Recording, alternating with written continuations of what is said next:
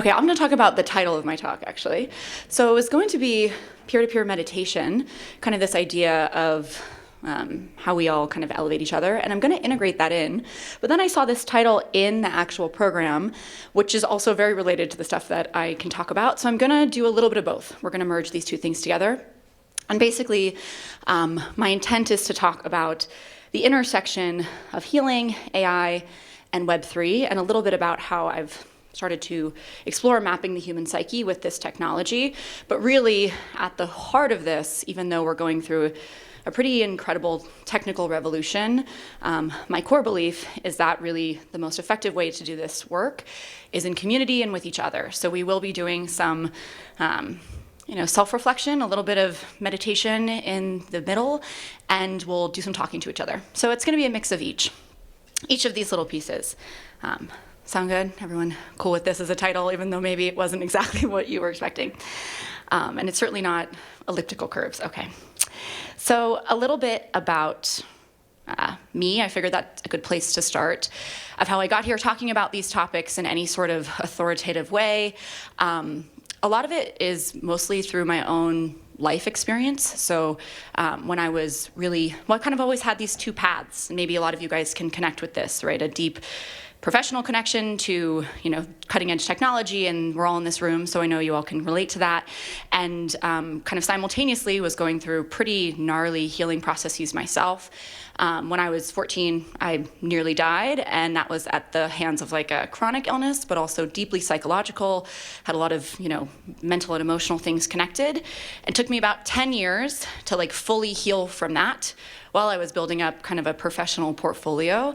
And then about 4 years ago, got hit with another chronic illness, which was unrelated, but also deeply connected to the psyche. So kind of by brute force, have been looking at both of these two things of how do we heal ourselves, but also how do we use technology and these new technologies to help us do this more effectively. And so as I was going through these pretty rigorous self-healing tools, I learned a lot. Like I threw myself into like several different modalities and did all sorts of, trainings and teachings and whatever. And maybe if you're here in this room and you care about this topic, you have also done some of these things for the sake of trying to improve yourself in your life. And I got really curious about how do we use this intersection of tech and healing to accelerate. And as I started thinking about these things, I got to this summary, or this kind of revelation that an intersection that really makes sense is data. Sounds maybe obvious to people in this room, but if you're healing, and let's say you're talking with like a therapist or a coach, or you're in a meditation retreat, one of the things that accelerates that is our own self-realization. So when we see ourselves and we learn something new about ourselves in a new way, we can evolve the way that we think, and oftentimes that empowers us to take some sort of action, change some things, or make differences in our day-to-day.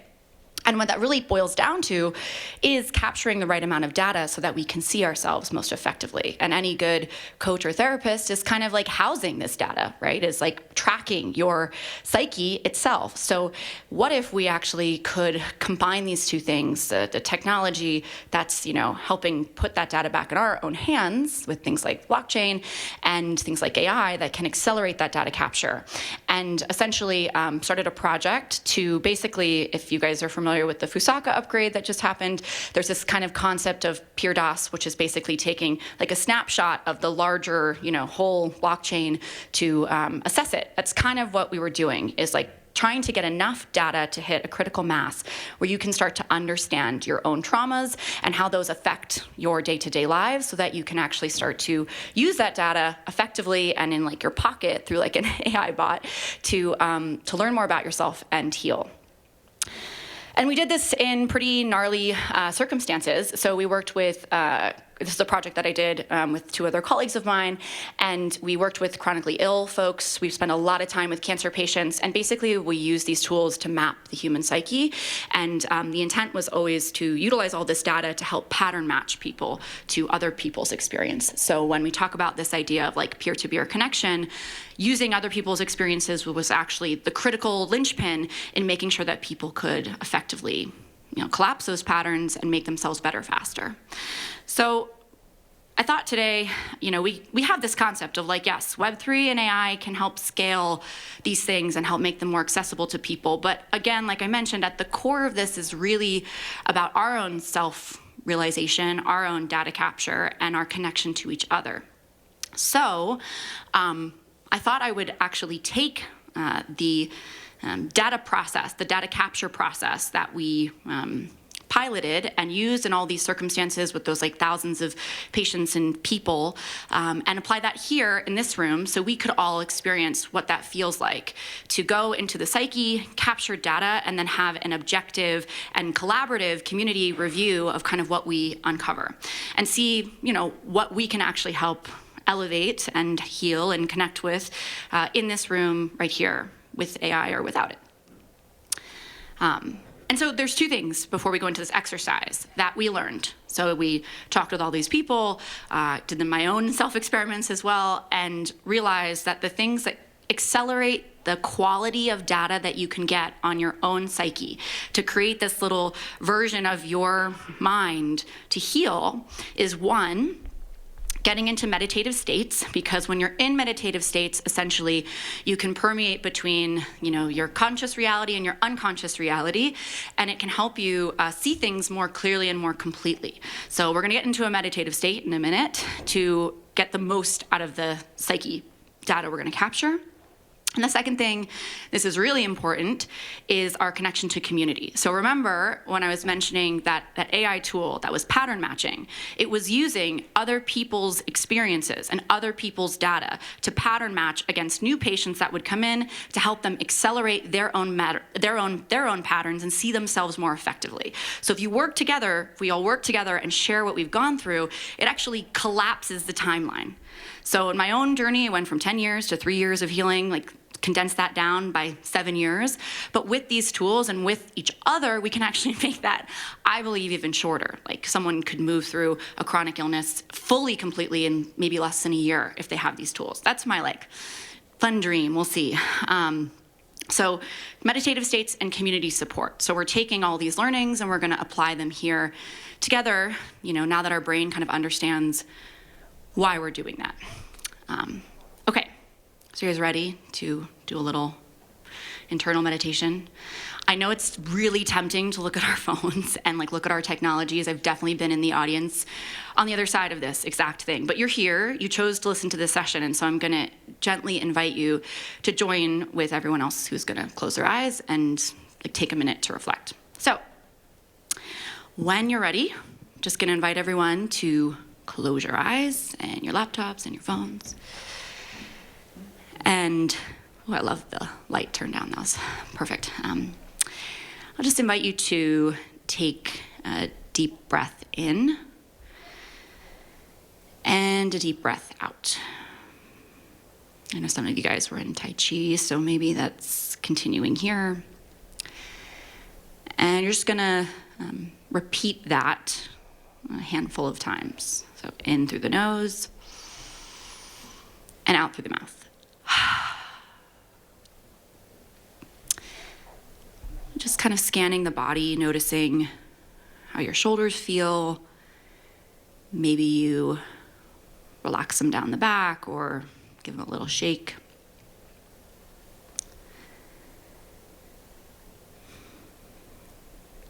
Noticing how your feet are touching the ground. How does that feel? The pressure of your toes and your shoes. Just acknowledging that there's something here meeting your soul, the feet supporting you.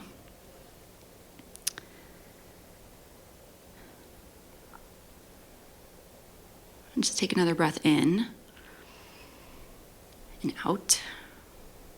Just acknowledging all the other people around you. And this really cool space we get to share.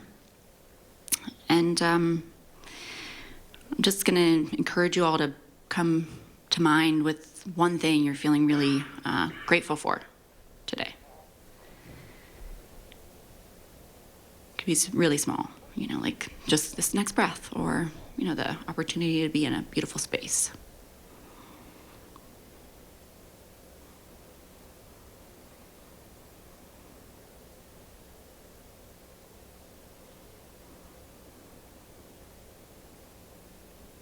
And stay connected to your breath. And bring your attention now to the center of your chest.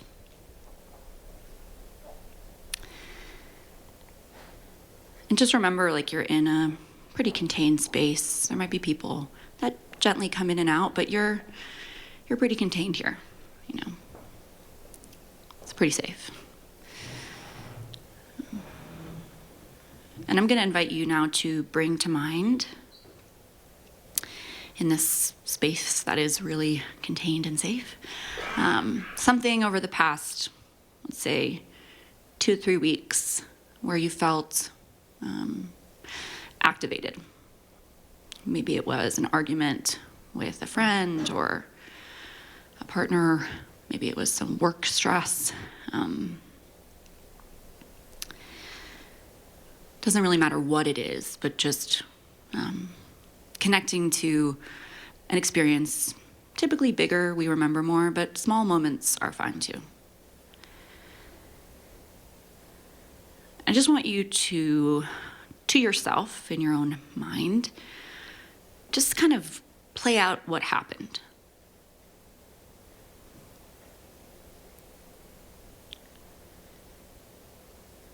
You don't have to stress about getting the perfect memory, so just, roll with what comes up.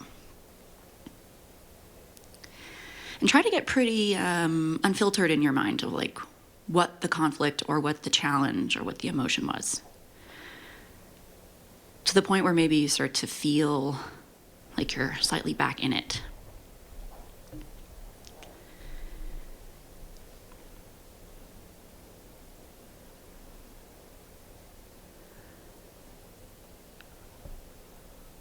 And then just kind of ask yourself, what is my body feeling?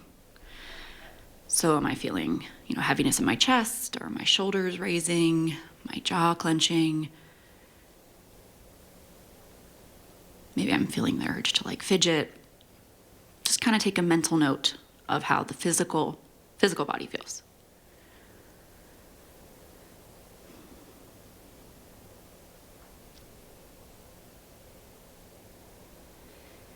And then ask yourself, what emotions are you feeling right now? So just like you're tabulating data, what emotion? Sadness, anger, frustration, shame, worry.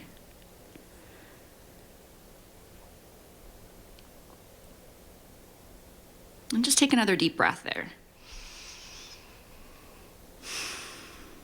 Just remembering you're in a safe, contained space. People might walk in and out, but you're good. And so I'm going to read off 5 words. Keep your eyes closed still. And just feel into, like, did this situation feel like one of these words? All of them? A few of them? So did you feel abandonment, rejection, humiliation, betrayal, or injustice? Abandoned, rejected, humiliated, betrayed, injustice. Did this reinforce a negative or positive belief you have about yourself? Just feel into it. Like, we're just kind of using our intuition. You don't have to overthink it. And have you felt like this before? Something like this occurred in your life previously. Maybe you felt a similar feeling, similar argument or trigger.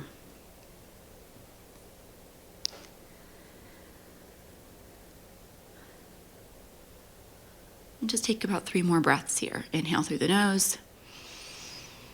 Exhale through the mouth. Slowly deepening the breath. So inhaling through your nose a little more. Exhaling through your mouth. And then last one, real nice and deep. Letting that go. And then you can slowly begin to open up your eyes. And before you move on from that, I just want you to open up like your notes app on your phone or grab a piece of paper and just jot down a couple of notes, just data capturing, okay, of what that experience was. I have the questions here, so you can also just, tabulate it in your head, but it's nice to write it down because you can go revisit it. So even if you're feeling like a little activated, it's good to note what those things are. Okay. So I'll give you like a minute or two to just track down your own personal psyche data.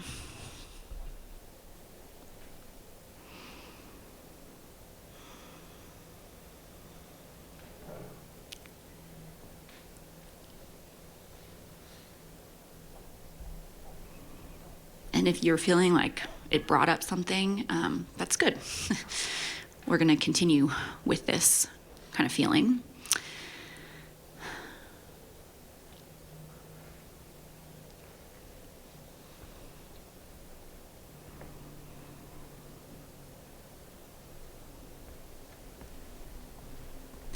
And it's kind of especially nice to just kind of think like, where have I seen this show up prior?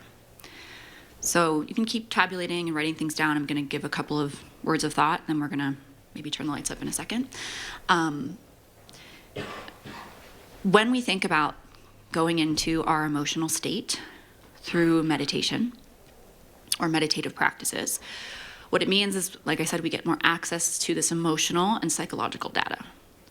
So if you can start capturing some of that data in a somewhat repeated way, what will happen is you will start to track patterns. Yeah, lights up is perfect. Yeah. You can start track patterns around your psyche.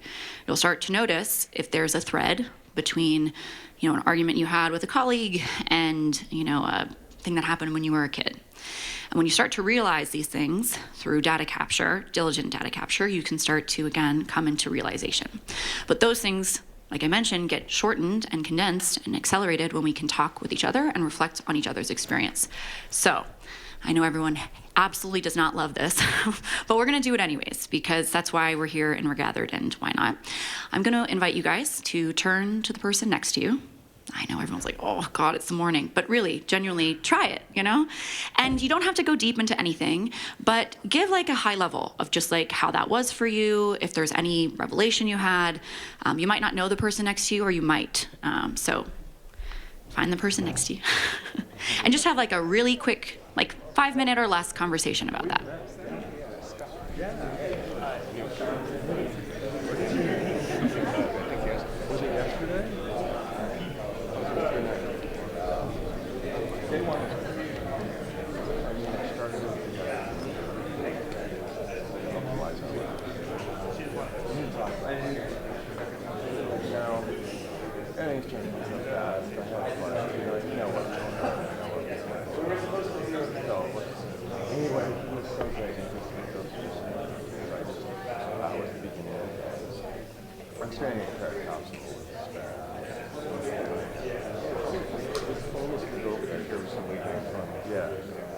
So I am what I do. So it's great to have. But yeah, it's fun.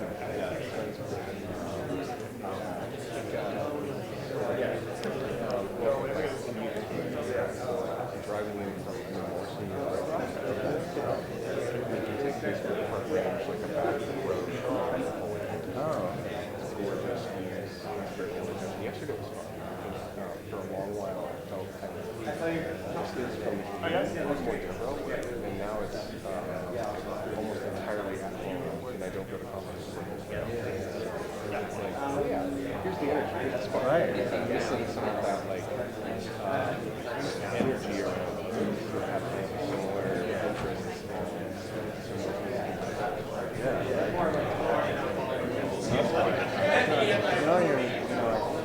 You've been well, they have this whitewater wind. It's like this thick, but everything's scheduled. Everything's ready to talk about stuff.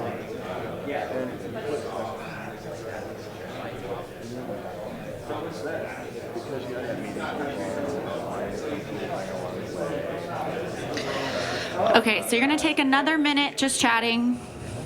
We could probably spend forever talking about this. And I didn't realize it.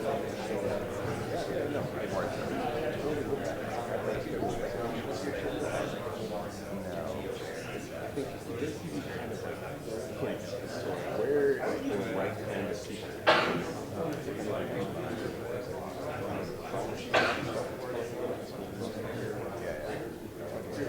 Yeah. Yeah. Reasons others are. Well, here's maybe an interesting thought. Yeah, I have not. I worked at a company that built it. The guy grabbing voice people know is produced I spoke to him specifically about this. I don't know, he can give me a good systems, right? We've got, a mix of All right. I wish I could keep you here forever. I really do. But for the sake of timing, wrap up your conversations. You can always find each other after to continue the chat. I promise if we had like a whole hour, I would keep you here for probably about 15 minutes, just because you're gonna get more out of each other than listening to me for sure. But I want to just kind of maybe just get a show of hands of was the connection with each other interesting, insightful? Did it help you in some way? Yeah. Okay. The people who did it. Yeah. Right. That's pretty consistent with what we learned, which is that when you talk to each other and you see yourself reflected in the other, it actually gives you more revelation and helps your data capture. So if you did take notes on your experience, you can add some extra ones about what you learned from hearing someone else talk. And there's this kind of spiritual principle of everything is a mirror. Have you guys heard this concept? Maybe some have. It's okay if you haven't. But this idea of everything is a mirror. So when we get in a relationship with someone, or we're connected with someone, or we're a friend with someone, or we randomly connect with someone in time and space, they're reflecting something back to us. And if we use that as a way to accelerate our data, then yes, AI, Web3, all this stuff can really help us gain ownership and capture our own internal data faster, but actually will never really take away the need for us to see and mirror one another. And you can train an AI system, as we've tried and definitely had some success with, right, in learning pattern matching, but you cannot ever outperform or out innovate what happens when you talk with someone, because what someone holds is just a whole mess of things, right? We're just getting a section, that little PeerDOS 1/8 blob capacity, whatever, of the whole psyche of somebody when we do this. So in order to accelerate technology, but also human connection in each other. But if you want to really double down and have a super fast evolution of your own psyche and pattern matching, two things you can do, a couple things you can do. One is commit to your data capture. I can't tell you how many people that I've worked with and met, including people who were gravely ill and had some pretty rough prospects, who didn't have that desire, didn't have that spark within them to actually do this work. And I have no judgment, genuinely I do not, because it is hard. But in order to move through these things, no technology is going to solve that for you. You have to do it yourself. And so a simple, easy, digestible, don't need to read a million books or go to a million seminars way to start is to, I can share these slides too, but just ask yourself some questions when you're feeling activated and capture it down in your notes app and capture the data and then talk to somebody about it. Just within yourself, within your friend group. And, maybe once a week, sit down and say, hey, what were the patterns here? If you're really committed. You don't need any of this stuff, but you can also use it to make it more effective. If you commit to and this is out of watching and kind of thinking about the customer group that we had and all the people that we were studying and reflecting on, when someone really showed up and were logging these triggers and looking at themselves a couple times a week, 3 to 4 times a week, and the container we were typically in was about 3 months, we saw tremendous change. If someone was doing it once or twice, which I get, life is life, right? There's no judgment, but just this is the revolutions of information that we found, right? When you show up and do this consistently and you look at yourself consistently in a sort of repeatable way, You'll see a change. And when you talk with somebody else about this data, it makes it 10 times more effective. And this is the last piece, not to get too complicated, but when you feel stuff come up, so maybe you were in this meditation, you started to feel things kind of come to the surface, or some of the stuff you went through kind of bubbled, move the emotion. You don't need lots of money, you don't need lots of tools, you just need to go outside for a run, or dance it out, or whatever, scream into a pillow. That's my personal favorite. And that helps. So yes, technology and tech solutions and healing can work at scale, but it will never replace the humanity. So with that, thanks. Hope you got something out of this. And yeah, let me know if you have questions. I'm happy to share those question set, and I hope you guys, explore your own inner psyche and do the mapping. Have fun. Okay, thanks.